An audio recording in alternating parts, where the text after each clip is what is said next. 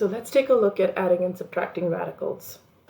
Okay, so before I talk about the rules to adding and subtracting radicals, I want to remind you about the rules to adding and subtracting variables, because you can almost compare them and then it's easy to remember them. So if you remember variables, when we have a variable with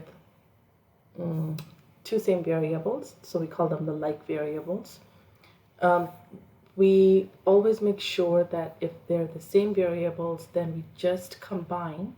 I say combine because even if it's adding or subtracting, depending on the signs, we combine their coefficients only. Okay, so then this would end up becoming 12x. You don't really call it 12x squared or anything, because this is just telling us that we have 12 of these x's now, like 5 apples plus 7 apples is 12 apples. However, if you don't have different variables x and y, as you guys already know, we can't combine them, because that would be like adding apples and bananas. You can't put them together. So it will stay as 5x plus 7y. Can't do anything with it. So like variable means you have to have the same variable. And not only that, you also have to have the same degree. So in this case, you'll see that we have x cubed and x. They're obviously different degrees here. And because they're different degrees, we can't combine their coefficients either. So even if you have a different degree, you cannot combine the coefficients. So that means you have to have the same variable, right? You have to have the same degree to that variable, exactly the same, and then you can combine the coefficients. Okay, you already know this rule. How does this translate to radicals?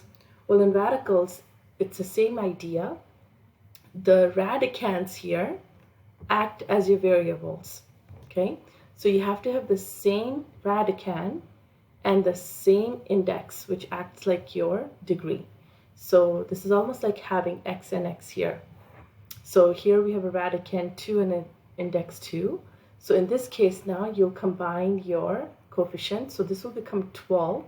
And the same thing, radicand's job is just to tell us which are the like terms. So you have 12 of these root 2's.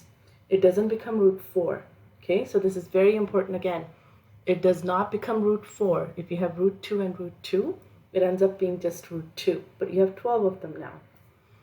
If you have a different radicand, so if you have a 2 and 3 here, they will not combine. Same idea. Okay, so this one will stay as it is. You can't simplify this any further. This will be the final answer. Okay, so same radicand, like you have the same variable, same index. So when you have a different index, even though if it's the same radicand, you cannot combine them. Like over here we had x and x, same variable but different degrees, same radicand but different degrees, different index. Still you can't do anything with this. So this will again stay the same. So you can only combine the ones which are same radicand, same index, and then you can combine. By combine again, I mean add or subtract the coefficients only.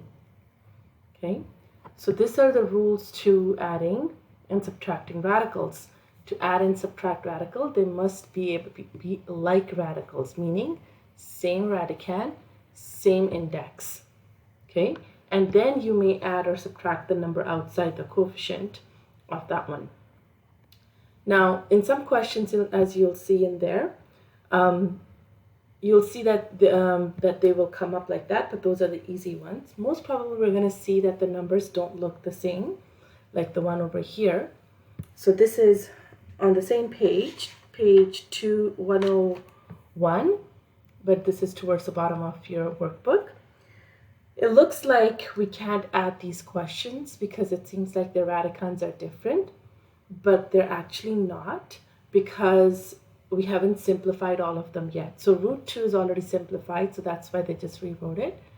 But root 8 can actually be written as root 4 root 2. So this is where your first lesson comes in. So if you haven't done your first lesson really well yet, it's going to be a problem for the rest of the unit. So you really need to make sure you finish your first lesson. So this ends up becoming 2 root 2. So now we're going to take a look at the coefficients. So this has an invisible 1. So altogether this becomes 3 root 2. Same thing happens here. 5 is over here. 12 can be written as 4 root 3. And that will become 5 times, this becomes up 2 root 3, 10 root 3. You'll notice I take one term and I simplify it all the way down so that I'm in the same thought process. And then I take the other one then. Positive 6 stays there. And then 48 ends up becoming 16 and 3. So that ends up becoming 6 times 4 root 3, which then ends up giving me 24 root 3.